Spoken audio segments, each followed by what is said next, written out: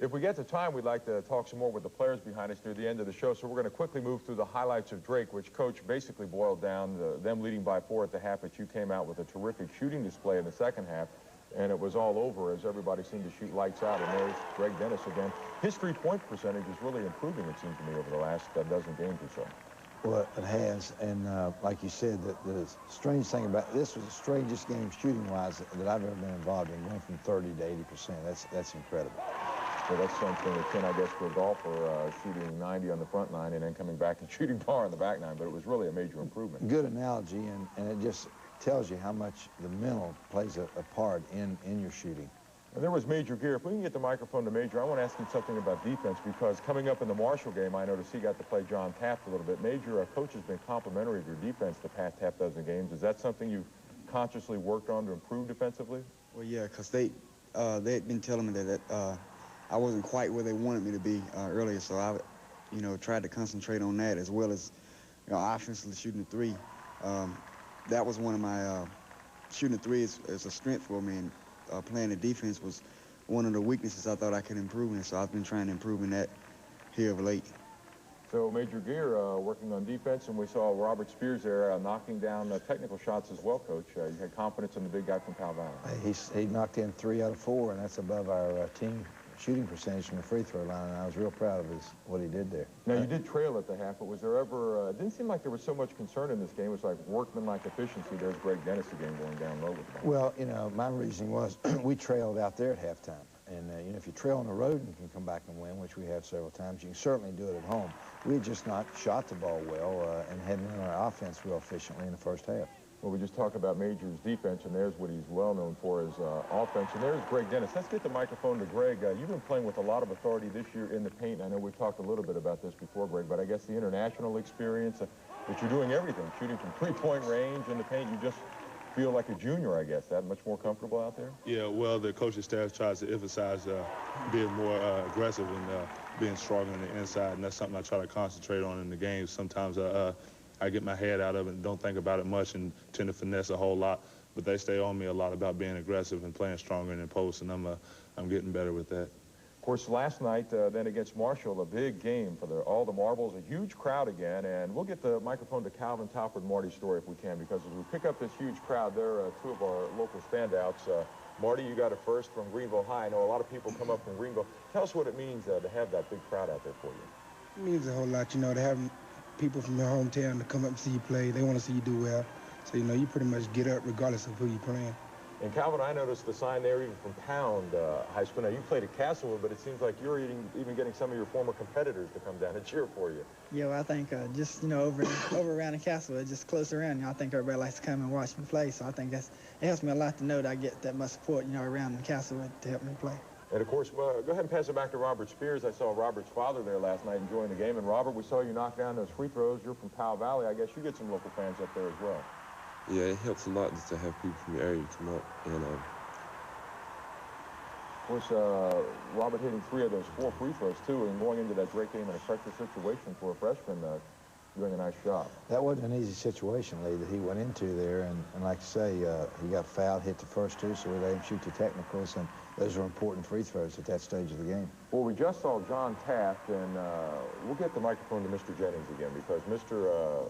John Taft, ostensibly a point guard, does everything, though. Is he one of the most impressive players you guys play against each year? No, definitely. It scares us every time we play Marshall, because we know that he's going to get his no matter what. I mean, we got great defensive players, but, he's not a ball hog or anything. He's just going to take good shots, but it's just hard to stop him. Calvin did a great job, and Marty and everybody on the team does a great job on him, but he's just a great competitor. How much do you work on that play we're watching right there? You know how it turns on the fans, and you guys have done it so well so frequently this year. It's not really, we don't work on it that much. I just throw it up there, because they jump so well, I can put it anywhere around the rim, most likely they'll get it. Of course, there in the paint, I think all the guys who have ever been on basketball courts that are smaller like to watch you do that, go in. The big guys are all around you, but somehow you get the shot off. Yes, comes with, a little anticipation, because me being 5'7", I guess people think that, they're going to block my shot regardless, but, I got a little quick release. I practice with Chad a lot, that helps me out.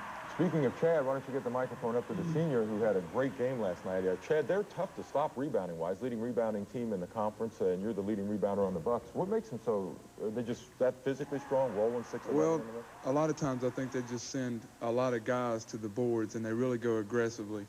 And, you know, it's just a matter of boxing out and being in the right place at the right time, and they seem to always be there. But, you know, as far as rebounding is concerned on our team, I think when we get our rebounding game going, then everything starts clicking, and it's really tough to beat us when we're hitting the boards well and shooting as well as we do. Of course, you were hitting the big shots right there and a couple of big free throws as well. As a senior, I guess it's fitting for you to hit those pressure shots.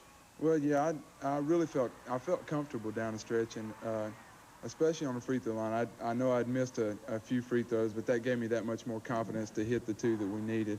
And I just stepped up there and tried to relax and knock them down. Of course, and when Taft misses this will set the stage for you to become one of the big heroes of the game, getting fouled, making the free throws, and sending it into overtime. Coach, when you got the free throws and you go into overtime, as you watch Chad give you that opportunity, did you feel a lot more confident then? It just seemed like the momentum had shifted. If Marshall wasn't going to win it in regulation, you guys were ready to go again. We felt good about the overtime because we felt like we were getting stronger during that last 2 or 3 minutes. They just had the upper hand. They were hitting those long shots, and Taft was going crazy like he always does. But I did feel good in overtime. You were almost a prophet, and there was a big call now at the end of the game. Scott Williams with the ball out of bounds. You didn't convert with the 20 seconds left. You got the last shot, but we go into overtime, and I was going to bring up a point you'd made earlier discussing Taft, which is he's a great player. You're not going to stop him, but it seems like when you guys play him, he does get his 30 points, but you have him so worn down by the end, and he comes up in this overtime and shoots a couple of shots that, quite frankly, I don't think were the shots that maybe he even wanted if we look back at the tape. Well, I think the key is that we do wear him down. We had 5 different people guard him last night, and that takes its toll after a while, and we make him run when he's playing a man-to-man. Now, last night he stayed longer because they played a zone, and he wasn't wearing himself out as much defensively. Of course, then you guys just power away in the overtime and win by 10, and we see the big celebration, the crowd coming down.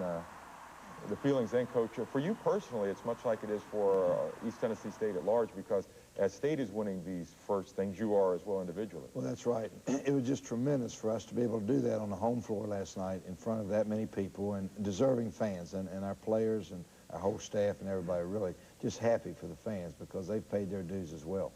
When we come back, we'll have more and also talk about those fans. That's Chip Kessler's report this week on the Les Robinson Show. As Coach Robinson mentioned, the fans have been terrific all season long. Record attendance last night over 10,000, and this week WJCW WQUT Sports Director Chip Kessler has prepared a feature on the fans. For every team, they have to depend, of course, on themselves and the coaches to win a basketball game. But it also helps when you're playing at a place like Memorial Center and have several thousand of these Buccaneer fans behind you, rooting you all the way. I really think that if you come to a basketball game, you should get into it and really be enthusiastic. And this team is my team. The Bucks are mine. I went to school here, and I'm very proud of them. Not only the Buck basketball team, but all of our student athletes. And I really believe that you should, be right there and yell to, with the best of them. I really think so. What gave you the idea to make the signs and hold them up during the games? Well, I don't know. I made signs for the students when they came out of the locker room so they would, really get pumped up for the game and that kind of thing. And I think it was an exhibition game. I just thought, well, wouldn't it be fun to, put some funny things on signs and hold them up? And the students really loved it, and certainly the basketball players liked it. And now they watch for their sign when they come out. And if I don't hold it up, they'll say, hey, I didn't see my sign tonight, Debbie. So they really look forward to it, I think. You go to a lot of road games. Is that something you really enjoy doing besides being here at the Mini-Dome? Tremendously. I love all the excitement and everything of being on the road, and especially on the big victories. It's something else to go to a UT or an NC State and come away with a great big win. Steve, let me ask you, being in this kind of surrounding with all the fans around us, and you've been watching the team for a number of years, did you ever think you'd see the day where we'd have 10 or 11,000 people at the Mini-Dome? Well, I thought there would be, but I didn't know it'd be this soon. I thought it'd be maybe a little bit later on, but I think Les finally got a good class in here of freshmen, and they came along slowly, but they did come along, and I'm glad the area is finally getting around this team, even during the good times, and I hope it stays the way during some of maybe the leaner times also. You got your reservations for the NCAA tournament yet? Not yet, but only because we don't know where it's going to be. What about this team is so appealing? Is it just that they play exciting basketball and they win a lot of ball games? Yes, and they're all class people. We went to Hawaii with them, and they're just fantastic people to know. Their parents are great, and the kids are parents. Just good product for ETSU. Tell us about this special shirt that you and the other fans have and what's on the front and back of it. One of the ladies graduated from down at Greenville, so she decided that we'd give Marty some recognition. So on the front of it, we've got Marty, and on the back of it, it spells out Mr. So we really enjoy giving them our support and letting them know we're with them. And they'll even mention it after the ball game, that they hear us and they gives them a lift. And so we have Michael Woods behind us. I noticed you called on those fans last night, Michael, the crunch time about 5 minutes to go, and they really came through with loud support. Well, see, our fans, you know, we're the type of team that plays great with the crowd. And you know, the crowd, you know, they were just there at the time, and we were playing right with them about the 6-minute mark. And I looked over at Coach Young, and we decided that, you know, something has to, you know, we really needed some help. So I jumped up and I started, you know, I guess I was yelling to the fans, and, you know, they came to me, and you know, everything responded well. You know, I think we have, like, great fans, you know, and, you know, they're really there for us. 10,000 strong again last night, Coach. As Michael said, they're there for you. And also, now we see a name, the Doom Dome, whatever. You have, I think, 14 in a row dating back to last season in the Dome. And one more chance, VMI, Monday night for the fans to see you before you go over to Asheville. Well, we're going to see the Twins one last time as far as regular season goes. I had a dream the other night that I had reported to the NCAA that they were playing the 6th year. And, so I believe they've been there 6 years. I really believe that. They and Patrick Gilmore, right? Yeah, that's right. All-star team. I'm glad they're getting out of here. And of course, as we talked about the tournament, we hope you'll get a chance to journey over. I know there are still seats for sale, and we're also going to put up a number for the basketball office. And while we put this number up, we're going to tell you about the basketball camp coming up this summer. Coach Young, Coach Peterson, Coach LaForce, I guess, also involved in that with you, Coach. And Coach Howard, you know, I think we have a great camp. We had a tremendous attendance last year, and a lot of people return every year, which tells me that we're doing something right, and the kids are enjoying it. And I get some letters that they're really, you know, learning something too. And there's the number to call, the basketball office. Now, we have to check out of here for this afternoon. We hope to see you tomorrow night in the Mini Dome for the last regular season game against VMI, and then next week in Asheville for the Big Southern Conference Tournament, and, of course, next Sunday at 12 noon here on TV5 for another Les Robinson Show. The Les Robinson Show. Brought to you by Holston Distributing. Little Caesars Pizza. Coca-Cola Bottling of Johnson City, and Heritage Federal.